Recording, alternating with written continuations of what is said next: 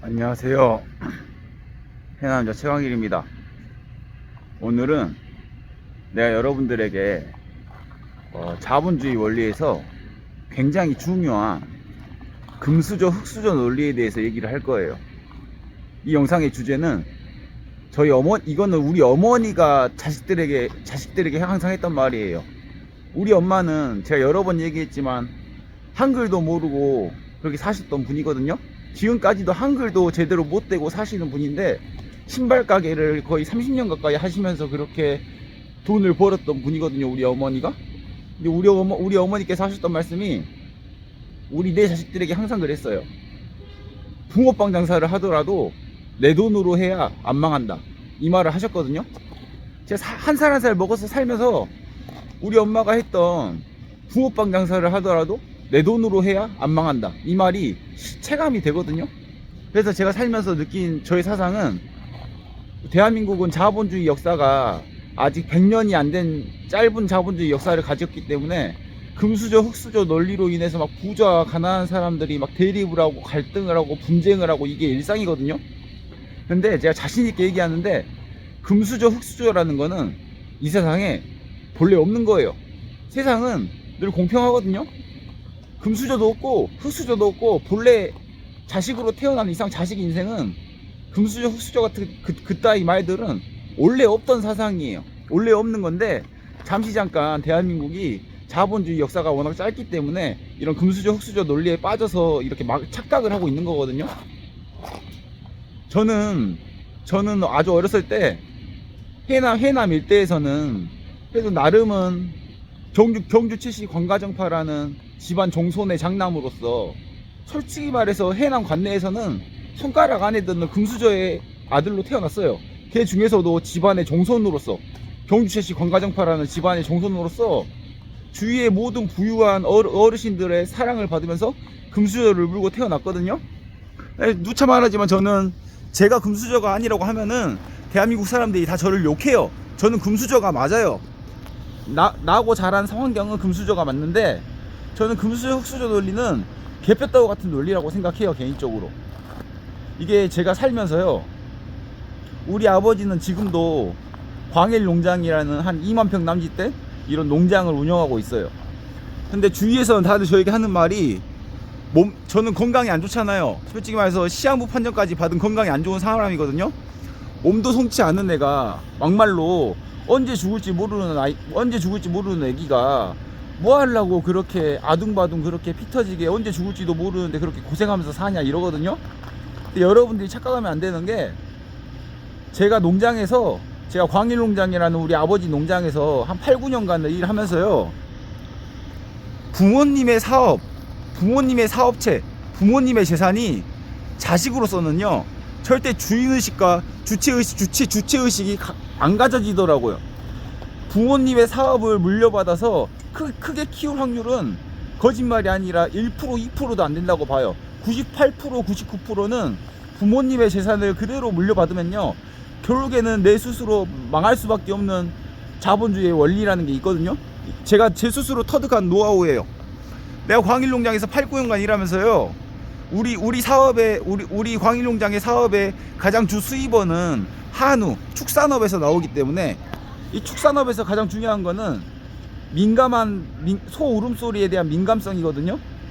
쉽게 말해서 축산업에서 소 울음소리라는 거는 언제 어느 때나 비상근무를 서는 앰뷸런스 상황과 같아요.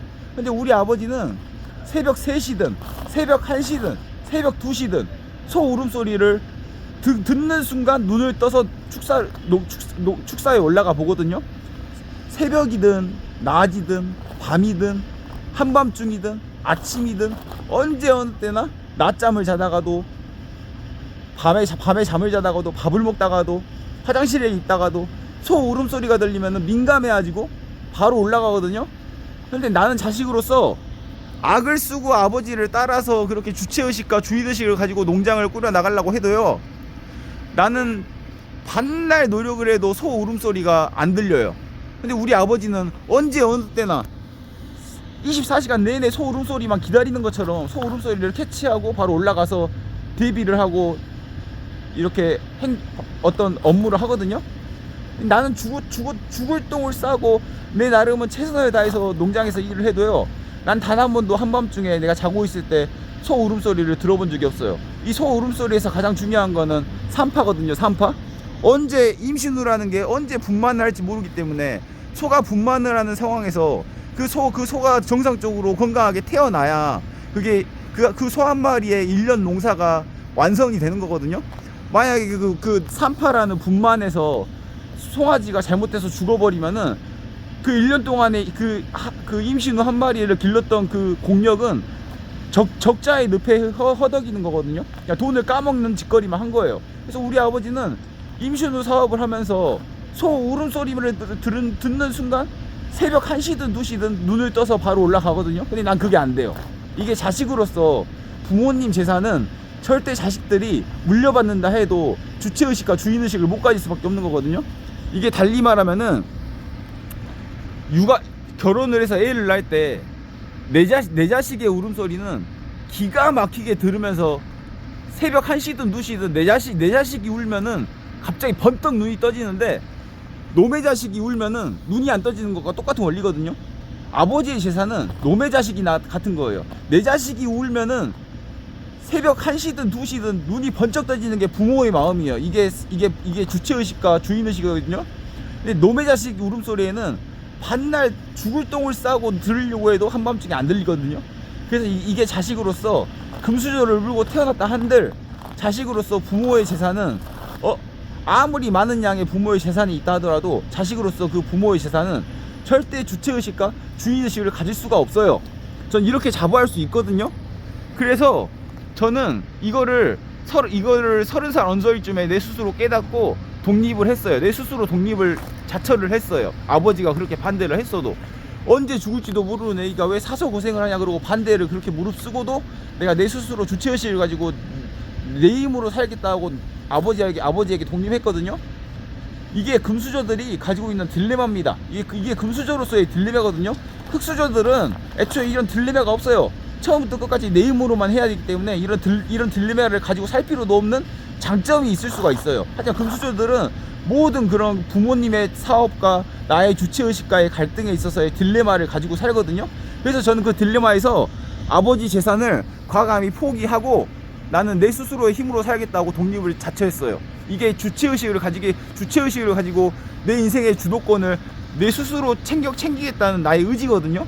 이게 모든 금수저들의 딜레마입니다.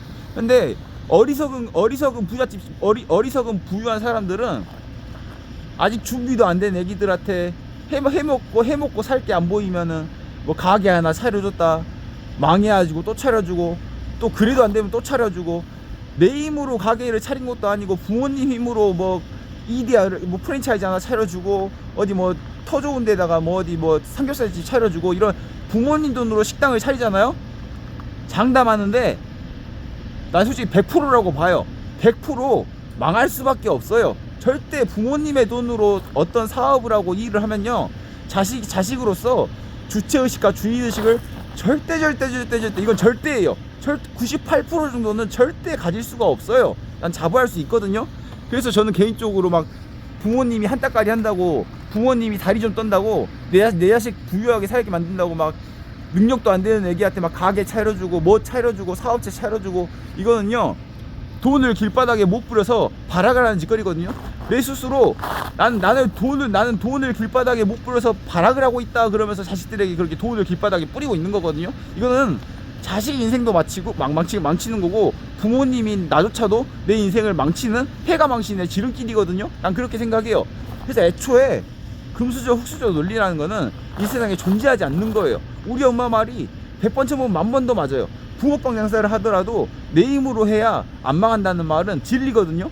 그래서 저는 그거를 30 언저리쯤에 깨닫고 아버지의 반대를 무릅쓰고 독립을 한 거예요.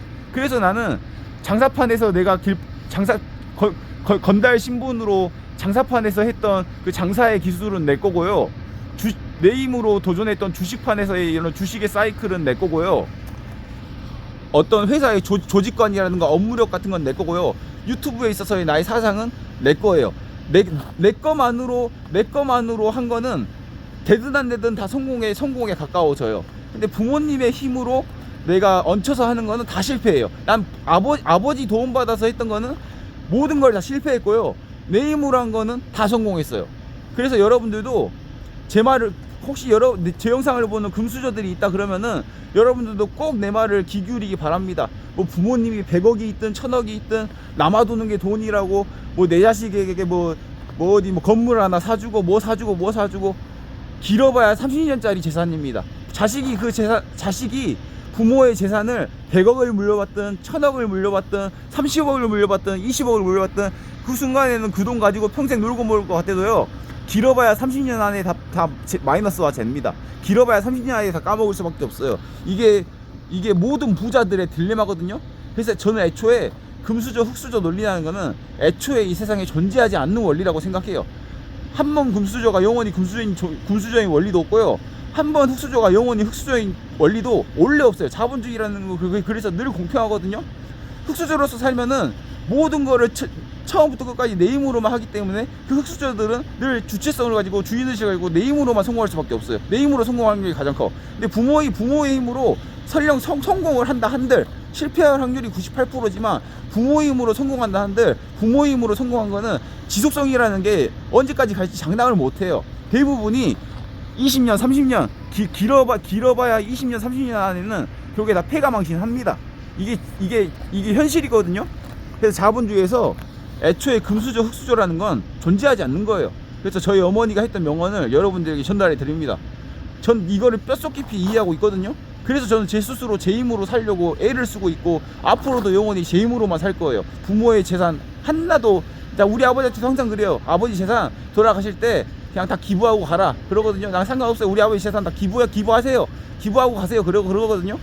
부모의 재산이라는 거는 자식으로서 절대 주체의식을 가질 수가 없다라는 걸 내가 해보니까 알겠더라고요. 그래서 오늘은 마지막으로 여러분들에게 우리 어머니가 했던 명언에 대해서 마지막으로 당부 말씀드립니다. 붕어빵 장사를 하더라도 내 힘으로 해야 안 망하고 성공한다. 이건 진리거든요. 여러분들 스스로 꼭 깨우치길 바랍니다. 감사합니다. Bye. See you later.